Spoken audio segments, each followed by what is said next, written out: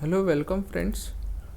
आपण या व्हिडिओमध्ये सेक्शन 8 संबंधी आपण बघून घेणार आहोत की सेक्शन 8 ऑफ लिमिटेशन आहे काय म्हणतं की जे पण सेक्शन 6 आणि सेक्शन 7मध्ये जे पण काही रूल्स लेट डाऊन केले आहेत ते काही जनरल रूल्स आहेत. ते सेक्शन 8 त्याला एक्सेप्शन देऊन कट डाऊन करण्याचा प्रयत्न करत आहे. तर सेक्शन 6मध्ये 3 प्रकारचे डिसॅबिलिटीज दिलेत. पहिलं म्हणजे मायनर, दुसरा इन्सेन, दुसरा आहे इडियट पर्सन. तर मायनर पर्सन जेव्हा मेजर होईल, once he complete the age of 18 years, त्यावेळेस काय होईल, पिरियड ऑफ लिमिटेशन स्टार्ट होईल, हे असं सांगतं आहे. पण सेक्शन 8मध्ये 2 एक्सेप्शन दिलेत. पहिलं एक्सेप्शन काय म्हटलं आहे की नथिंग इन दिस सेक्शन 6 और in section 7 applies to suits to enforce rights of प्रिएम्पशनचं असेल तर सेक्शन 6 आणि 7 लागू होणार नाही. दुसरं एक्सेप्शन काय म्हणते की shall deem to be extend for more than 3 years from cessation of disability or death of person affected thereby the period of limitation for any suit or application. So हे समजून घेणं अगोदर आपण पहिलं जे एक्सेप्शन आहे प्रिएम्पशन म्हणजे काय आणि प्रिएम्पशनला सेक्शन 6 आणि 7 लागू होत नाही ते आपण बघू. तर सूट प्रिएम्पशनचा जो सूट आहे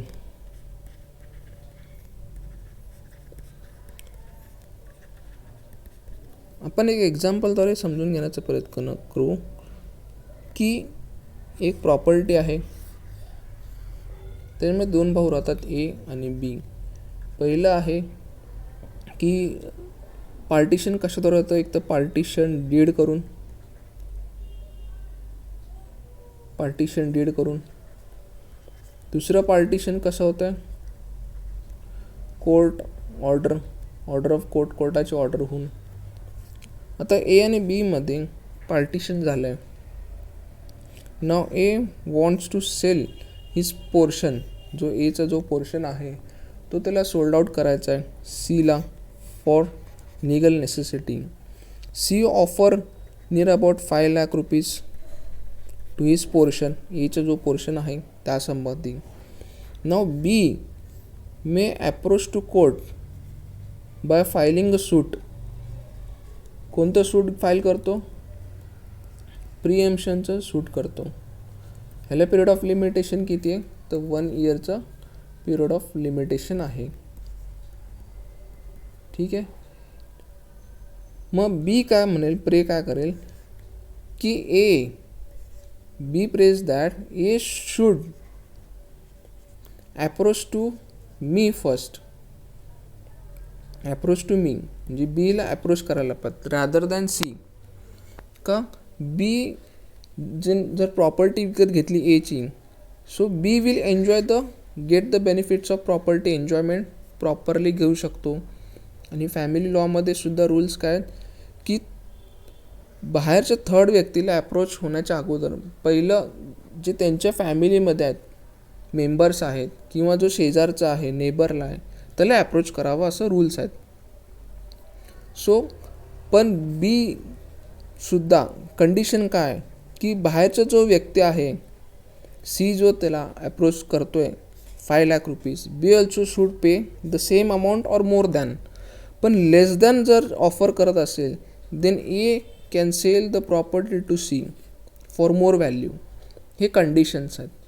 तर हे प्रिएम्पशनच्या सूटला त्यांनी काय म्हणतात की हे सेक्शन जे 6 आणि 7 आहेत, एक्सेप्शन काय पहिलं की सेक्शन 6 आणि 7 जे मायनर आहे, इन्सेन इडियटचे रूल्स आहेत, शॅल नॉट अप्लाय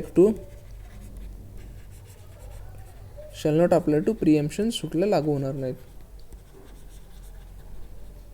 हे पहिलं एक्सेप्शन. ना दुसरं एक्सेप्शन समजून घेण्यासाठी एक एक्झाम्पलच बघू. एक प्रोव्हिजन वाचल्यानंतर ना आपल्याला थोडंसं कन्फ्युजन होईल. एक्झाम्पल असं आहे की एक मायनर आहे, त्याचं एज आहे 8 years.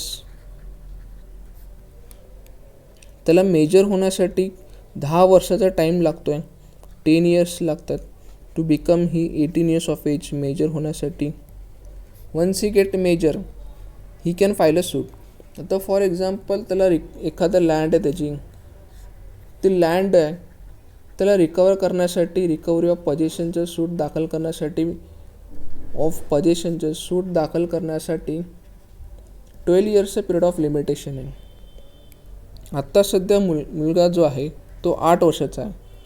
Now is taking to 10 years to become major, कारण की जोपर्यंत तो मायनर आहे तोपर्यंत he cannot file a suit. So हा जो डिसॅबिलिटी आहे, now he becomes 18 years of age.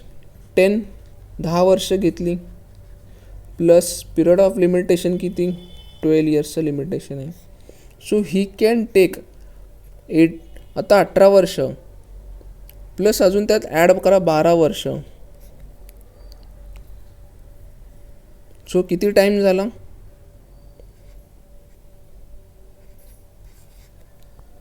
He now at the age of 30 पर्यंत, at the age of 30 years, म्हणजे टोटल किती 10 प्लस हे 22 वर्ष लिमिटेशन घेतलं आहे.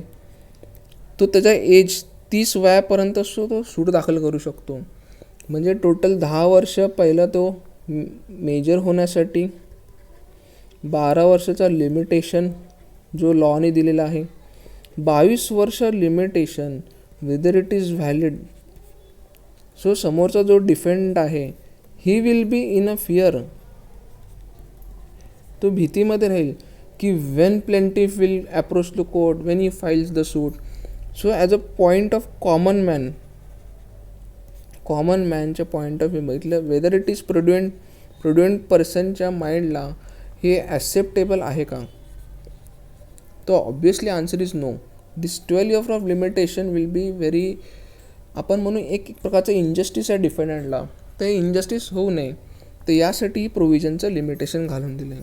त्या प्रोव्हिजनमध्ये काय म्हणत आहे की हा मायनर पर्सन आहे, त्याचं 8 इयर्स ऑफ एज आहे, प्लस त्यांनी 10 वर्ष घेतो आहे मेजर होण्यासाठी, 18 आहे. वन्स ही बिकम मेजरला he gets only 3 years to file a suit for recovery of possession. जे पण त्याचं आहे सूट पजेशनसाठी तो सूट फाईल करू शकतो. म्हणजे 8 वर्षाचा असताना त्यांनी 10 वर्ष पिरियड ऑफ लिमिटेशन घेतला. Once he become major, once the disability ceases, 18 वर्ष त्याची डिसॅबिलिटी संपली, now become major, then he can only get 3 years to file a suit to recovery of this suit. हे प्रोव्हिजन हे सांगण्याचा प्रयत्न करते. अजून एक एक्झाम्पल घेऊ. फॉर एक्झाम्पल एक मायनर आहे, त्याचं वय आहे, let suppose he is a 16 years of age.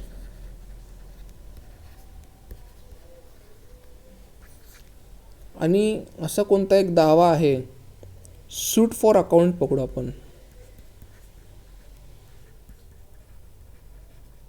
Suit for account. So ह्याला लिमिटेशन किती आहे, 3 वर्षाचं पकडू आपण, 3 years of limitation to recover the suit account settle करण्यासाठी. नाव 16 प्लस 3 इयर्सचं लिमिटेशन आहे. हा मायनर आहे अजून ना, 16, 17, 18, 19. मग हा मेजर केव्हा होणार आहे, 18 वयाला. मग आता 19 वयापर्यंत त्यांनी सूट दाखल करायला पाहिजे असं हे आहे. मग आता तो मेजर 18 वर्षाचा झाल्यानंतर ना त्याला किती पिरियड ऑफ लिमिटेशन टाईम मिळणार आहे, तर त्याला 3 वर्षाचा पिरियड ऑफ टाईम लिमिटेशन मिळणार आहे. हे प्रोव्हिजन सांगण्याचा प्रयत्न करत आहे. आता याच्यामध्ये 16 वर्षाचा आहे तो, इथून 3 वर्षाचा पिरियड त्याला मिळाला आहे, म्हणजे त्याने 19 वयापर्यंत सूट दाखल करायला पाहिजे. म्हणजे 18 वयाच्या नंतर ना 19 वयापर्यंत त्याला फक्त हे 1च वर्ष टाईम पिरियड मिळतो आहे. सो त्याने काय म्हणतात की 3 वर्षापेक्षा, इथं आपण मराठीत लिहू, 3 वर्षापेक्षा जास्त टाईम मिळत असेल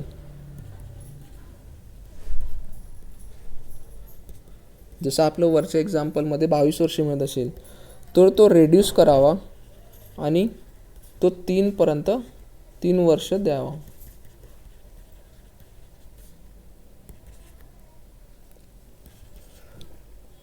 आणि जर 3 वर्षापेक्षा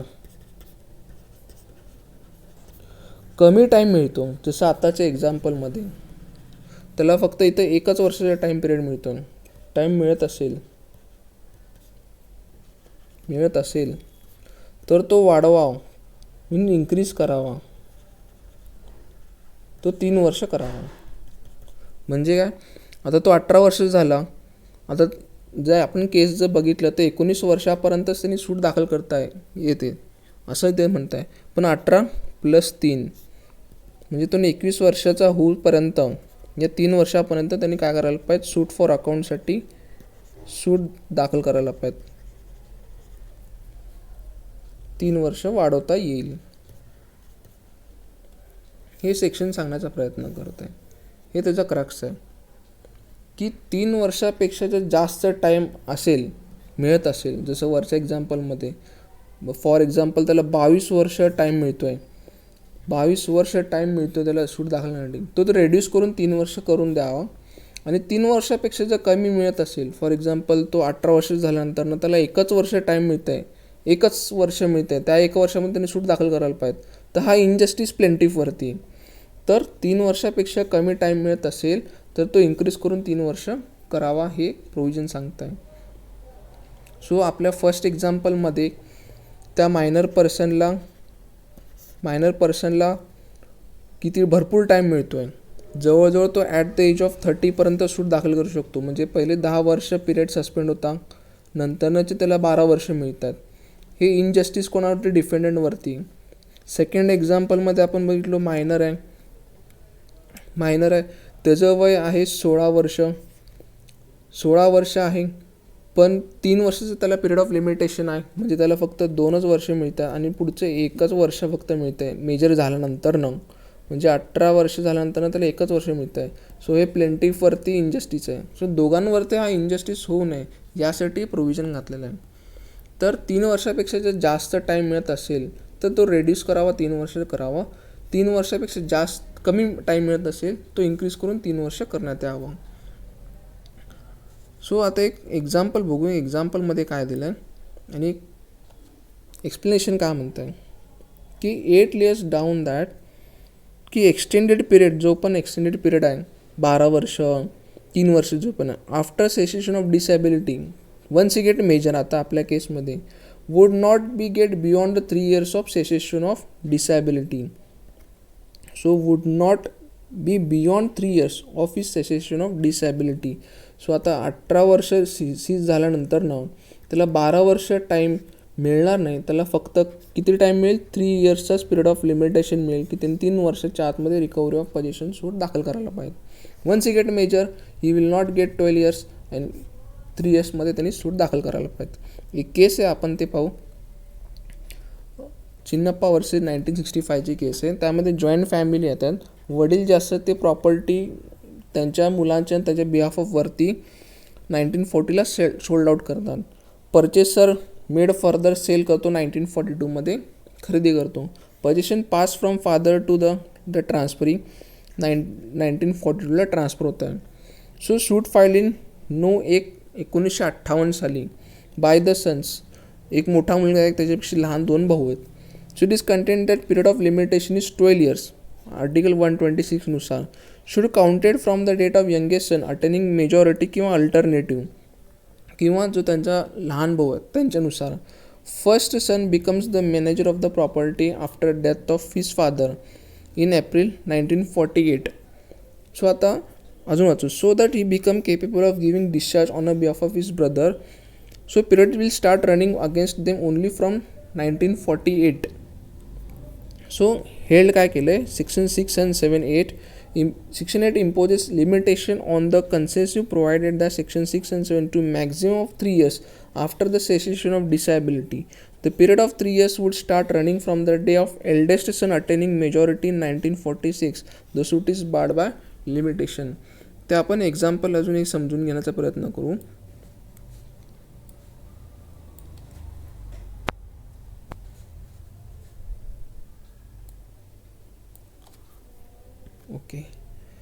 तर फादरने 1942ला काय केलं, प्रॉपर्टी सोल्ड केली. पोझिशन पास 1942ला झालं आहे. सूट फाईल केव्हा केलं आहे, 1958ला बाय द सन्स. मोठा नसेल आता 1958ला सूट फाईल केलं आहे. The period of limitation 12 years आहे. ओके, आता 1942ला दाखल केलं आहे. आता 1928ला एक मोठा मुलगा आहे, तो मॅनेजर झाला आहे. आता हा 18 वर्षाचा कधी होईल, जस्ट अ सेकंड. ओके, तर आपल्या एक्झाम्पलमध्ये 1928ला हा आता मॅनेजर बनतो, मोठा मुलगा मॅनेजर बनतो. तर 1928ला त्याचा जन्म आहे. त्याला मेजर होण्यासाठी 18 वर्ष लागले. 8 दूने 16, चल 1 2 3 4. 1946ला हा झाला मेजर. केव्हा झाला, 1946ला मेजर झाला.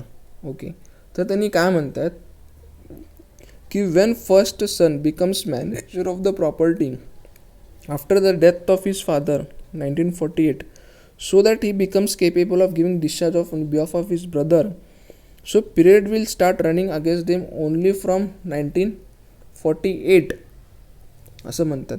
पण त्यांनी सूट केव्हा दाखल केला आहे, 1958ला काय केलं आहे, सूट दाखल केलेला आहे. सो हेडमध्ये काय म्हटलं आहे की section 8 imposes limitation on the concession. जे कन्सेशन दिले सेक्शन 6 आणि 7मध्ये जे लिमिटेशनसाठी. So maximum period of 3 years after the cessation of disability. मग आता ह्याची डिसॅबिलिटी केव्हा संपली, नाव 1928ला हा बॉर्न आहे.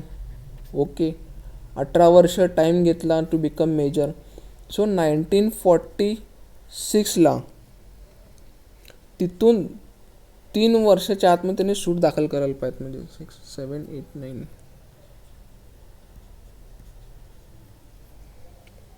So 6 and 7 maximum of 3 years after cessation of disability. Disability त्याची 1946ला संपली. तिथून 3 वर्षाचा त्यांनी 1949पर्यंत सूट दाखल करायला पाहिजे.